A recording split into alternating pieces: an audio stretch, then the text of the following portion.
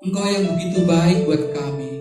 Kasih setiamu tidak pernah berubah, dulu, sekarang, hingga selama-lamanya. Kami mengucap syukur Tuhan. Saat ini kami bisa berkumpul bersatu hati di tempat ini semata-mata untuk memuliakan nama-Mu ya Tuhan, meninggikan nama-Mu. Biarlah kami direndahkan di dalam kami melayani, karena kami ingin menyukakan hati-Mu. Engkau berkati juga jemaat yang hadir. Kiranya Tuhan memberkati ibadah ini dari awal, pertengahan, hingga akhir ibadah ini. Hanya Tuhan yang kami puja, kami tinggikan, dan kami agungkan. Terima kasih ya Tuhan. Haleluya. Amin. Amin. Mari kita semua berdiri. Dan sebelumnya boleh salam satu dengan yang lain, bahwa Tuhan itu baik. Katakan Tuhan itu baik. Tuhan itu baik.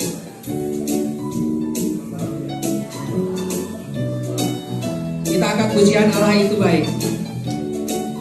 Bisa tepuk tangan.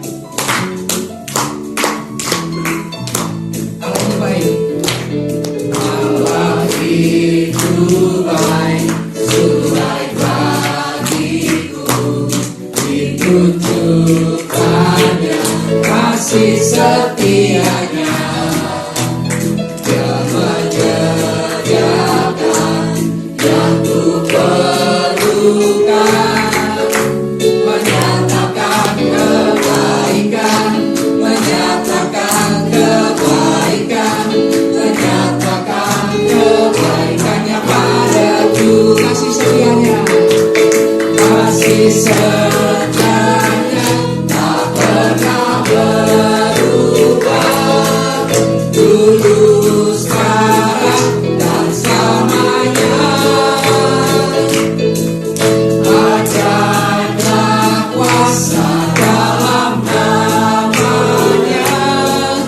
Yesusku luar biasa.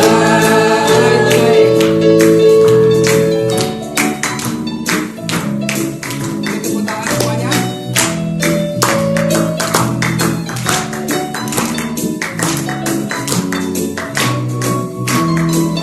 Allah itu baik. Allah itu baik, sungguh baik bagiku.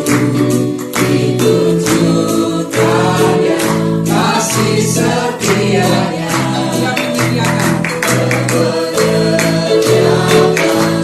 yang ku perlukan, menyatakan kebaikan, menyatakan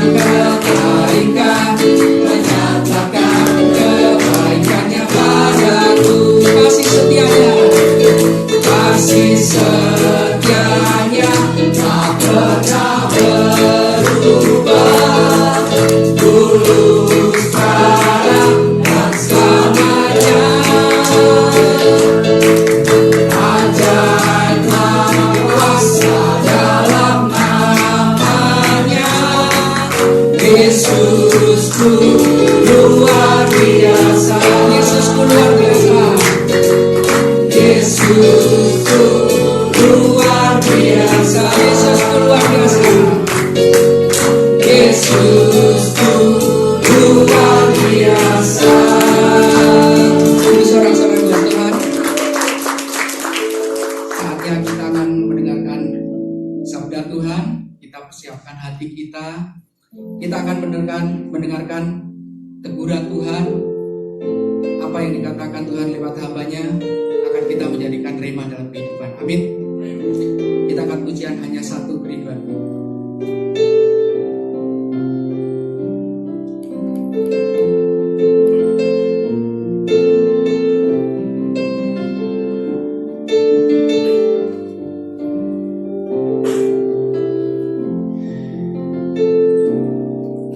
Ku tak tahu sampai kapan hari hidupku, akhir hayatku ini tidak menentu. Namun yang pasti perjalanan hidup ini berakhir di suatu saat nanti. Sebelum hari akhir hidupku tiba, sebelum semua kesempatan tiada, ku kan berjuang dalam pertandingan iman, mengakhiri dengan kemenangan. Hanya satu kerinduanku, sempurna seperti Bapakku, sesuai rancangan semula, serupa dengan Tuhan Yesus. Tujuan imanku berkenan di hadapan Bapa. Hanya satu kerinduanku, hanya satu kerinduanku,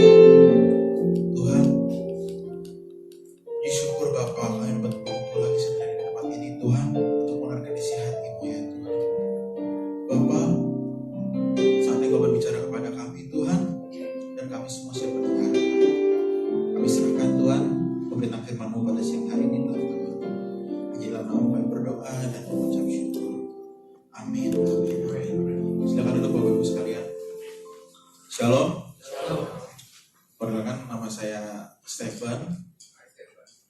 Hai juga.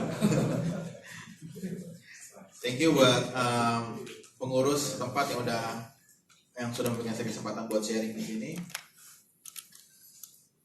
Oke. Begini Bapak Ibu. Sebuah pertanyaan yang mau saya tanyakan kepada Bapak Ibu adalah bagaimana kita memandang diri kita hari ini? Banyak dari kita mengaku kita anak Tuhan. Banyak dari kita mengaku kita dicintai Tuhan dan kita mencintai Tuhan. Di gereja kita sering bernyanyi bahwa kita mengasihi Tuhan. Tapi sekarang saya mengajak Bapak Ibu untuk melihat diri kita sendiri. Apakah kita sungguh-sungguh seorang anak Tuhan atau bukan? Karena anak Tuhan itu tidak berbicara mengenai status, tetapi berbicara mengenai cara hidup.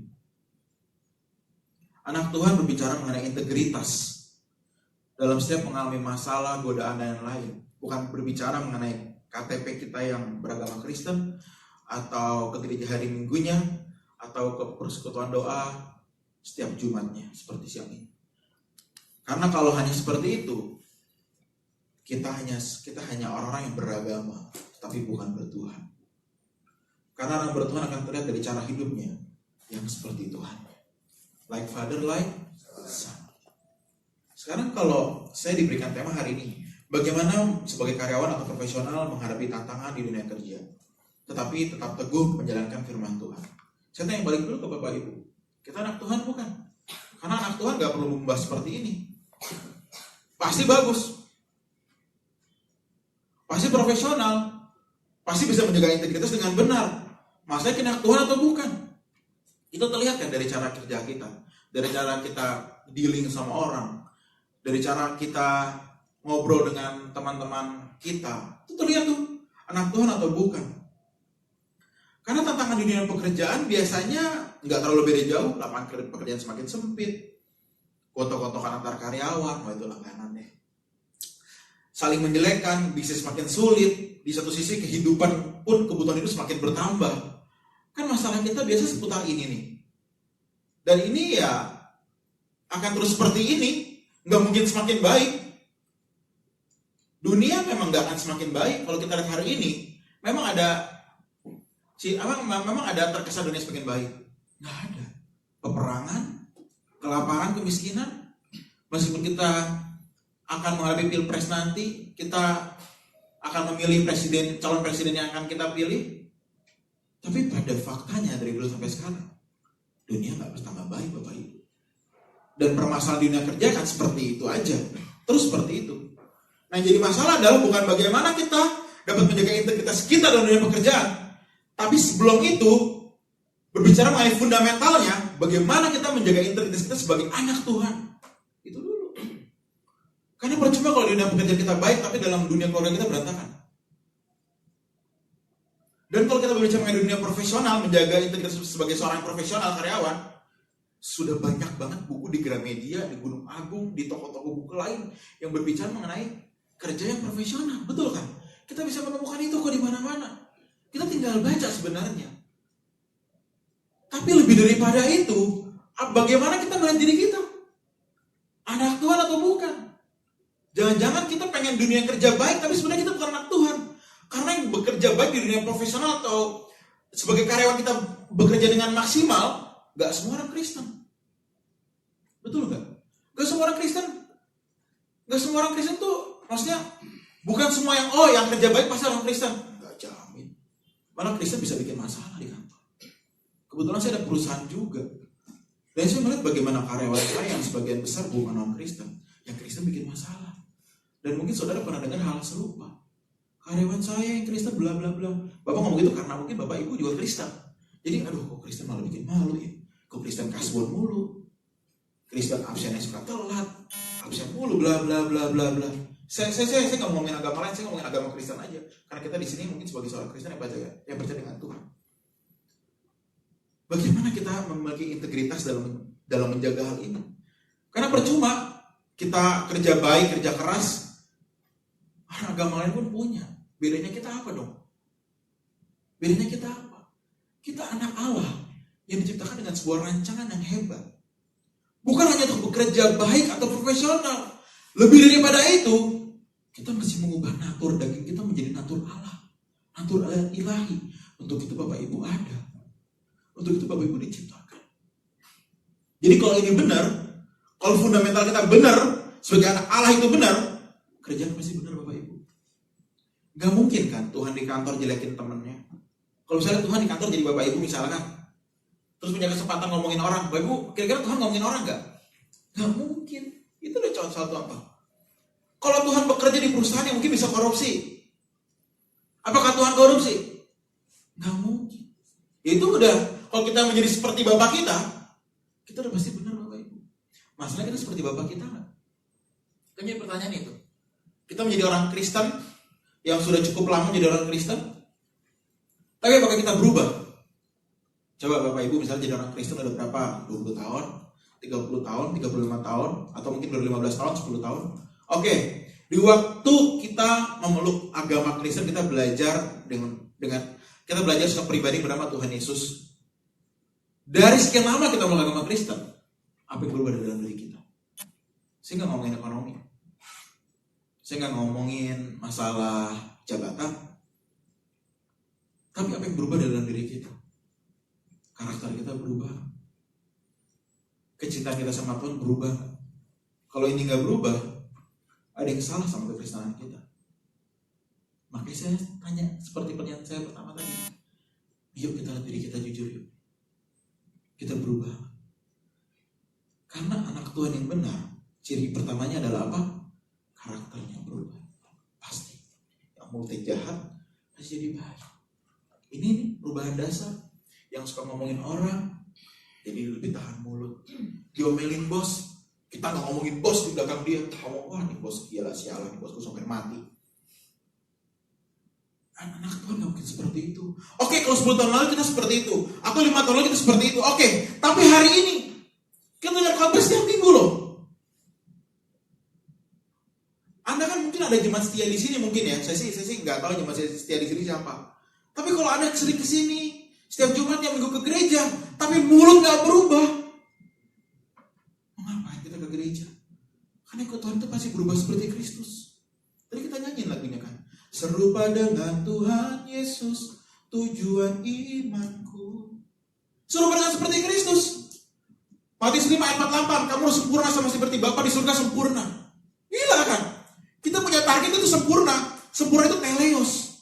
Kan Bapak Ibu bilang kan, wah sempurna, kesempurnaan hanya milik Tuhan. Oh itu bukan agama Kristen yang ngajarin. Agama Kristen gak pernah mengucapkan hal itu. Agama lain mungkin ada. Dan karena kita sering dengar, kita cerna. Gak ada yang sempurna seperti Tuhan. Oh oke. Tapi Matius 5 ayat 48, gimana? Kamu harus sempurna sama seperti Bapa di surga sempurna. Sempurna itu dalam bahasa Yunani adalah teleos. Yang berarti lengkap, komplit, atau utuh.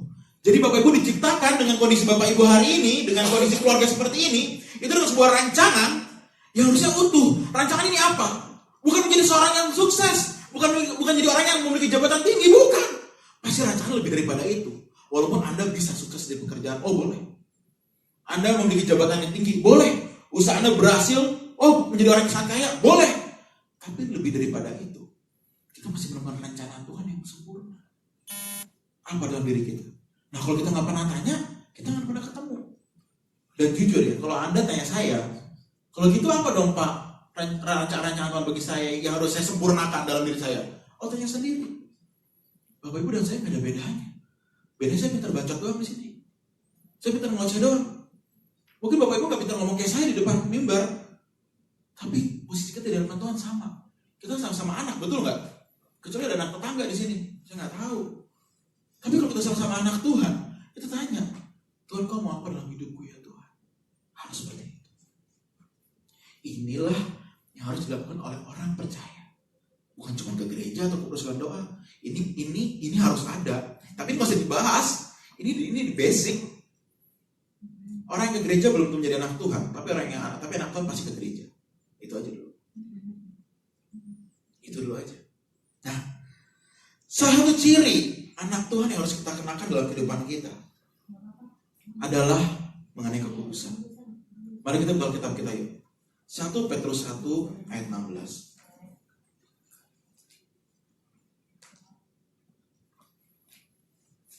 1 Petrus 1 ayat 16. Saya bacakan ya Bapak Ibu. 1 Petrus 1 ayatnya ke-16. Sebab ada tertulis, kuduslah kamu sebab aku kudus. Sekali lagi, kuduslah kamu sebab aku kudus. Kekudusan dalam bahasa aslinya, kekudusan dalam bahasa aslinya adalah hados, yang artinya dipisahkan dari dunia dan dikhususkan bagi Allah. Dipisahkan dari dunia dan dikhususkan bagi Allah.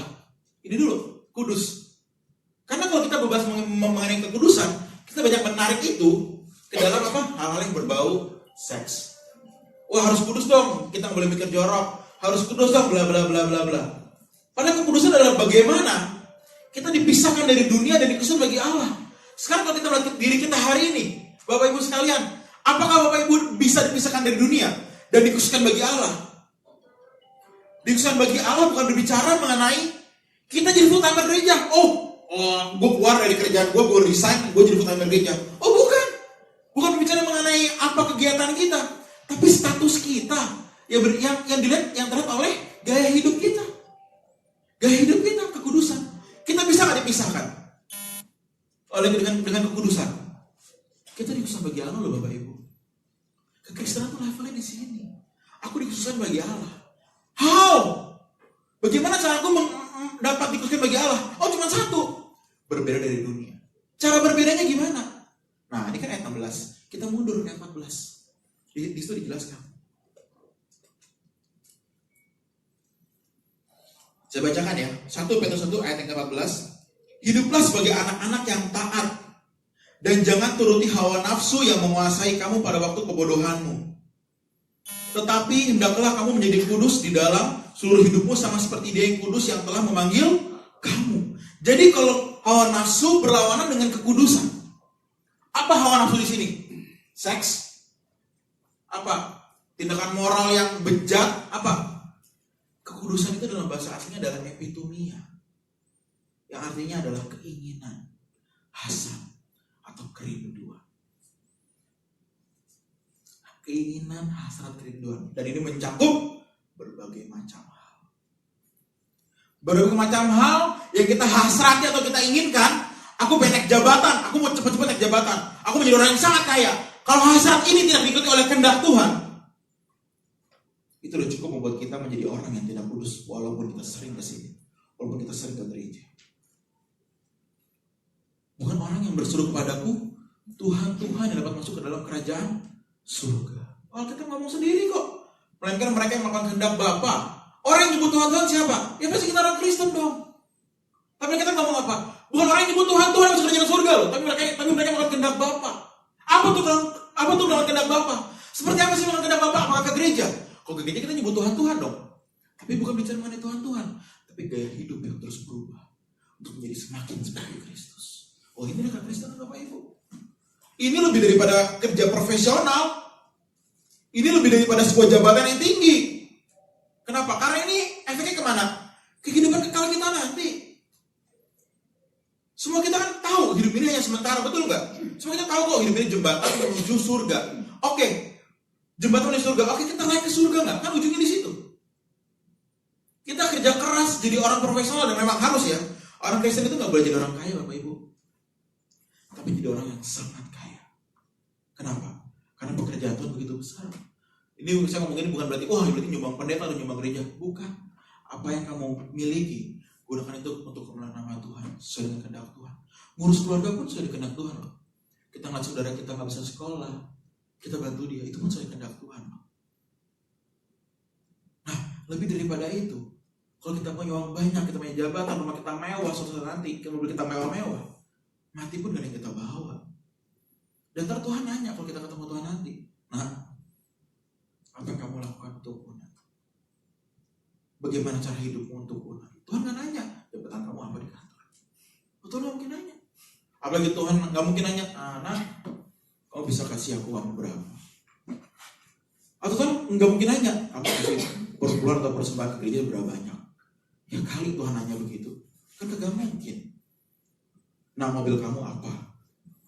Yang masuk surga cuma boleh Ferrari, Pusing kita. Avanza aja nyicil. Iya kan? Avanza aja nyicil, kalau surga masih Ferrari. Kan pusing. Gak mungkin dong Tuhan nanya gitu. Kan Tuhan nanya, siapa yang hidupnya seperti aku nak? Apakah kamu seperti aku?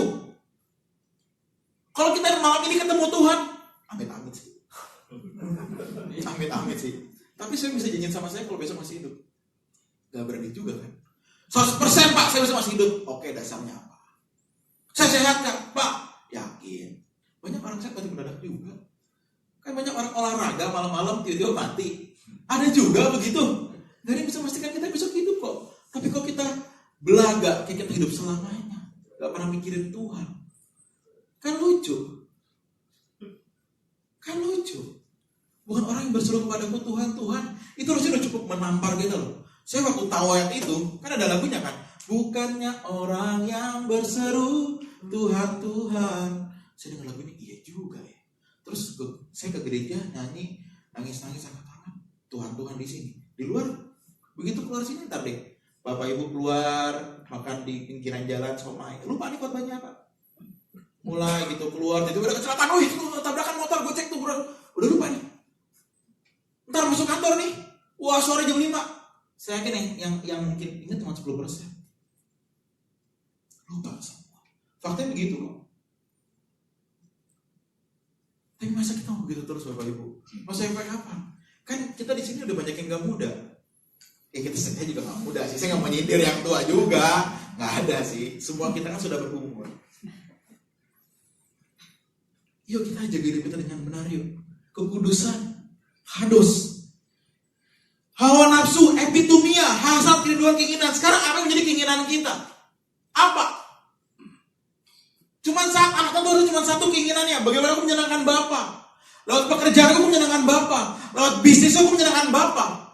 Aku jalan sama teman, aku menyenangkan Bapa. Aku melakukan ini sama keluarga aku menyenangkan Bapa. Kita berpikir begitu enggak? Kita mikirkan aku mau ini karena aku senang. Aku mau ini karena aku senang. Aku mau ngomongin orang karena aku senang. Ya begini terus nih. Gak bisa kita jadi anak Tuhan. Gak usah mau jadi anak Tuhan deh. Anak dunia aja bisa lebih baik daripada itu. Coba deh orang-orang agama lain deh. Ada kan yang gak pernah ngomongin bosnya? Ada gak? Ada. Yang diomongin teman juga tetap sabar. Ada. Nah kita orang Kristen apa dong? Bedanya kita apa? Kita bisa lebih buruk daripada mereka loh. Lebihnya kita apa? Cuma satu. Kita harus mulia. Gak cuma baik Bapak Ibu. Mulia itu gimana? Kita harus tahu kehendak Bapa. Hidup kudus terpisah dari dunia. Dikhususkan bagi Allah. Ini pasti berbeda. Kamu adalah terang, betul gak? Jadilah terang dunia, kamu adalah garam dunia. Terus terang garam, gimana caranya menjadi terang? Harus bersinar di dalam kegelapan. Lah sekarang kita senang gelap-gelapan. Gimana ceritanya dong? Di gelap kita senangnya gelap-gelapan. Teman ngomongin ini, kita ngomongin. Lagi break, ngomongin jorok, porno, ngomongin aja terus. Ngomongin bos, ikut-ikutan ngomongin bos. Ngomongin teman, ikutan ngomongin teman. Bisnis kita bisa curang, kita curangin. Yang kayak gini gak mungkin ketemu Tuhan Bapak Ibu. Gak mungkin ketemu Tuhan. Mau nangis di gereja juga gak bisa ketemu Tuhan. Kenapa? 24 jam hidup kita kali 7 hari, cuma 2 jam di gereja. Hari ini sejam doang kan? 3 jam deh sama hari Minggu 2 jam. 3 jam doang. Dibandingkan 24 jam kali 7 dikurangin 3. Betul ya? 24 jam kali itu kurang 3 kita di gereja. Terus kita merasa kita anak Tuhan. Lucu. Kekristenan itu bukan agama, tetapi jalan hidup. Apa itu jalan hidup? Cara hidup kita yang berubah menjadi seperti Kristus. Pusing kan? Pusing loh. Kenapa? Jadi orang Kristen itu gak mudah Bapak Ibu. Kalau Bapak Ibu ngerasa jadi Kristen mudah, sorry Bapak Ibu salah. Dan saya kayak sekarang menjadi orang Kristen hari itu segenap hidup. Setengah-setengah doang, gak bisa. Orang yang som-som kuku kata kita apa akan dimuntahkan. Apa som-som kuku? Setengah-setengah. Kristen, dosa jalan terus. Ya kan banyak orang begitu. Apalagi kalau di gereja dibilang apa, kamu lebih dari pemenang. Lebih senang lagi kan? Saya lebih dari pemenang. Oh, memang kita harus lebih dari pemenang. Saya amin banget. Kita harus lebih dari pemenang. Tapi ayat itu kan dituliskan buat orang Roma yang disiksa, dibunuh karena membela Yesus. Dilemparkan dengan binatang buas, anaknya dibunuh depan orang tuanya, orang tua dibunuh depan anaknya, digergaji, diasingkan, dibunuh, dikejar-kejar dari lahir sampai mati. Lahir dikejar-kejar selama 300 tahun. Mereka dipenuhi seperti itu. Lalu Paulus ngomong apa sama mereka di suratnya di Roma? Kamu lebih dari pemenang. Kenapa? Karena kamu bertengkar iman kamu dengan melawan dunia ini. Nah sekarang saya tanya sama Bapak Ibu. Bapak Ibu ngerasa lebih dari pemenang. Oke, apa yang sudah Bapak Ibu menangkan? Pertandingan apa yang sudah dimenangkan? Oh saya menang Pak, lawan teman-teman rekan kerja saya sekarang jadi direktur. Sekarang saya jadi manajer, bla bla bla. Ya, masa itu doang sih? Kita menenangkan integritas kita kan?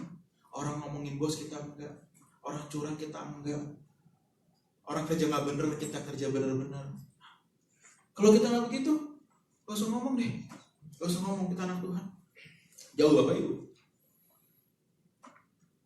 Saya ngomongin ini bukan buat marahin Bapak Ibu ya, bener. Saya bukan buat marahin kok. Saya juga pengen diundang lagi ke Bapak Ibu, tapi kayaknya nggak diundang lagi jadi ya deh. Wah nih, siapa sih undang pendeta nih ngomongin nyolot banget gitu. Ya tapi kalau nggak undang juga nggak apa-apa. Emang kita belum ketemu lagi juga kok. Antara Bapak Ibu yang pulang atau saya, betul nggak? Antara itu kok. Iya kan cuma 2 option kalau nggak Bapak Ibu saya. Tapi ya saya harapkan kalau siapapun yang pulang duluan, kita ketemu lagi. Tapi nggak di neraka, di surga. Ya kita mau begitu semua dong. Semua kita mau ke surga Bapak Ibu, tapi kita nggak ada yang mau melangkah untuk dapat diterima di surga. Cuma satu cara untuk diterima, kuduslah kamu sebab aku kudus. Tuhan kamu sendiri kok.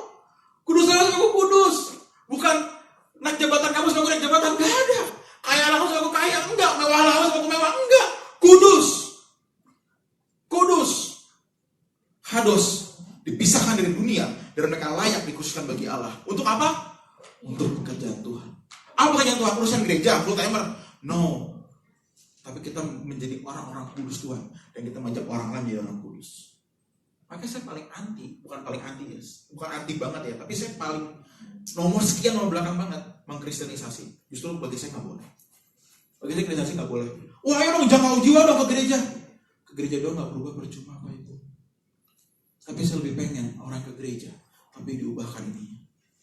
Dari mencintai dunia, sampai kita mau mencintai Tuhan, meletakkan segala keinginan kita, dan kita menaruh hati kita di kekekalan. Itu doang. Kan Tuhan yang ngomong sendiri. Baca deh perjanjian baru, isinya itu semua Bapak Ibu. Perjanjian lama, ya udah perjanjian lama. Perjanjian lama itu bagaimana kita mengenal Yesus, mengenal Bapa, itu dia. Tapi apa sistem kebenaran perjanjian baru? Pak Tuhan ngajari di situ. Ya suka nggak suka saya ngomong seperti ini. Mungkin ada yang nggak setuju, tapi ya terserah Bapak Ibu juga.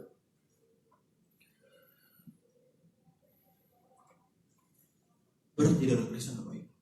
Saya pun ngomong begini ya, waktu lu undang bro sini bro, gue bingung serius. Gue ngomong apa ya? Saya udah tahu ngomong tentang profesional. Berarti masih ngomong fundamentalnya. Kalau saya ngomong begini fundamental, ada yang bisa terima nggak apa yang saya ngomong? Tapi kalau nggak ada pun ya udah, saya nggak masalah. Tapi kalau mau, menjadi kudus itu nggak buat Anda miskin, benar deh. Karena Anda cuma menjaga integritas kok. Susahnya apa jaga mulut coba sekarang? Paling gampang kita bawa motor, kita bawa mobil diserempet, buka jendela, anjing lo, berhenti lo. Kita bayangkan deh kalau kita jadi Tuhan, kalau Tuhan jadi kita, Tuhan bawa mobil, Avanza, diserempet, Tuhan begitu kan? Anjing lo, kan nggak mungkin. Bagaimana cara Tuhan? Responnya apa Tuhan seperti itu? Tuhan mungkin diem aja atau angkat tangan, ya udah nggak apa-apa. Kalau dia marah-marah, oke saya ganti. Coba dibayangin kalau Tuhan jadi kita gimana? Sekarang kita jadi siapa? Lebih ke arah Lucifer kan? Kan cuma 2 pilihan ya. Kalau kita nggak mengabdi kepada Tuhan, mengabdi kepada iblis. Manusia nggak bisa mengabdi kepada 2 Tuhan. Kenapa? Satu kalau nggak Yesus siapa? Ya Lucifer. Oh, enggak Pak, itu dunia sama Lucifer. Sama aja semua. Cuma ada 2 Tuhan di dunia ini, kalau nggak Tuhan ya Lucifer. Kita mengabdikan diri kita sama siapa? Cenderung sama Lucifer. Jujur aja. Even saya pun masih terus berusaha untuk mengabdikan diri saya kepada Kristus. Kenapa? Susah. Gak gampang. Jadi yang pertama adalah bagaimana kita menjaga kekudusan kita sebagai seorang anak Tuhan. Dan orang menjaga kekudusannya pasti tidak benar.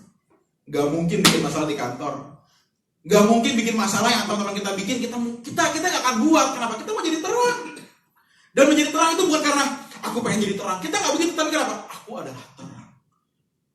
Bukan karena aku pengen jadi terang. Enggak. Natur kita berubah. Jangan natur daging pengen bener. Beda, kita mesti berubah jadi bukan natur daging, tapi natur kita memang natur ilahi. Gua berubah dari sehari terus. Besoknya berubah, besok makin baik. Oh ini perjalanan proses Bapak Ibu sampai kita mati. Ini namanya sekolah kehidupan. Sekolah kehidupan, kita berubah dari hari ke hari. Hari pertama, aduh aku masih ngatain teman, aku tadi di jalan ngatain orang anjing, aduh gak boleh gitu lah.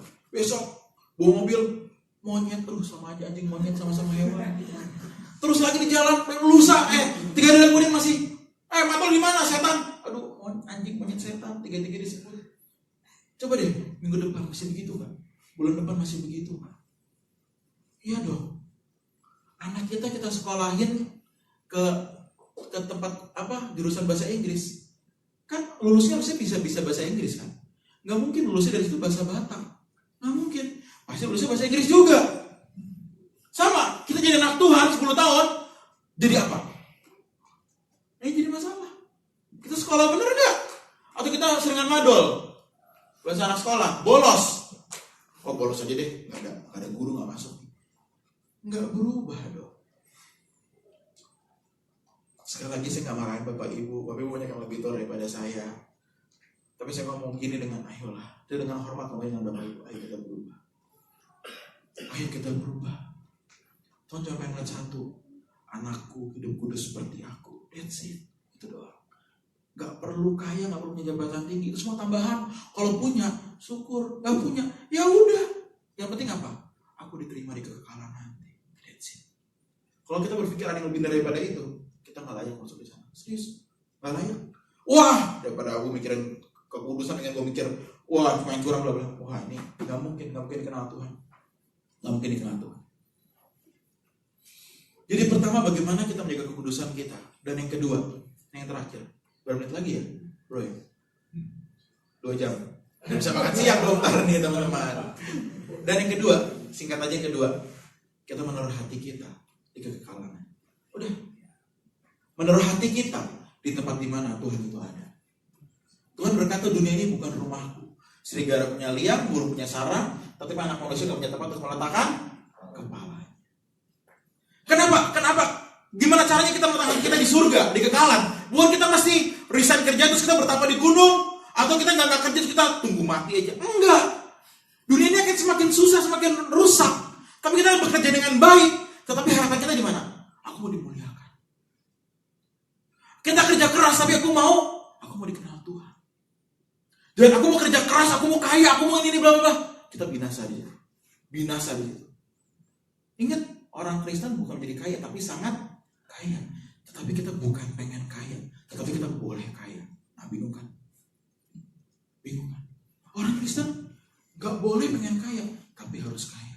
Gimana cara pengen kaya? Karena aku mau kaya, karena aku tahu pekerjaan Tuhan makin besar. Aku mau kerja keras, kenapa? Karena aku tahu Tuhan ingin aku kerja keras. Bukan aku mau kaya, aku ganti mobil. Aku mau kaya, pindah rumah. Oh boleh, kalau punya duit silakan boleh. Tapi kalau kita kesenangannya di situ dan kita mengejar itu dengan seluruh hati kita hidup kita binasa di situ. Binasa, pasti binasa. Hati kita nggak di kekekalan. Tapi kalau hati kita di sana, kita masih bisa bekerja keras kok. Kata siapa?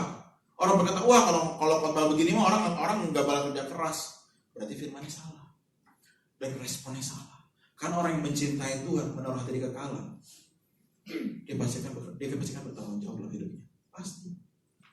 Makanya saya tanya lagi, bagaimana kita memandang hidup kita hari ini? Orang beragamakah atau orang bertuhan? Kalau di antara kita masih ada yang merasa, yang jujur bilang, saya cuma beragama doang. Ya udah, bertobat. Bapak Ibu kalau datang siang hari ini ke tempat ini, kebetulan dengerin saya ceramah khotbah, berarti ada something yang Tuhan ingin Bapak Ibu dengar. Kalau Bapak Ibu nggak mau dengar pun terserah Bapak Ibu, nggak apa-apa. Tapi kalau mau dengar, ayo bertobat. Ayo kita berubah terus. Jadi anak Tuhan yang baik. Jangan jadi karyawan yang baik sama bosnya. Bos aja pengen karyawan setia, itu loh nggak baik. Masa Tuhan enggak? Oke, amin semua. Amin. Mau berubah semua? Amin. Mari kita berdoa. Mari kita berdoa. Tuhan, lebih daripada apapun di dunia ini ya Tuhan, kami hanya ingin Bapa untuk menjaga hidup kami tetap benar, tetap kudus Tuhan, dan kami mau meletakkan hati kami kepadamu ya Tuhan. Tuhan tolong kami, tuntun kami setiap hari Tuhan. Dan kami kalau hidup salah dari kemarin-kemarin, Tuhan ampuni kami. Tapi ke depan kami mengingat kami lebih benar. Karena itu Tuhan, kami mohon Kau menuntun kami setiap saat, Tuhanku, menjadi anak-anak-Mu yang baik. Dan kami serahkan semua kami lakukan, pekerjaan kami, bisnis kami, keluarga kami, semua di dalam tangan-Mu. Biar apa yang baik daripada-Mu terjadi atas kami. Hanya dalam nama kami berdoa dan mengucap syukur. Amin.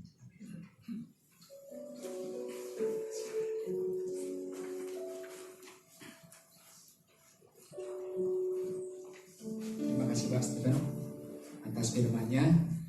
Kita merasa diberkati. Amin. Baik, kita akan persiapkan persembahan.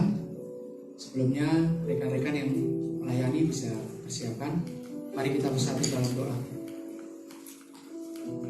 Bapa kami ucap syukur atas segala berkat-Mu Tuhan. Engkau telah memberikan firman bagi kami lewat hamba-Mu ya Tuhan.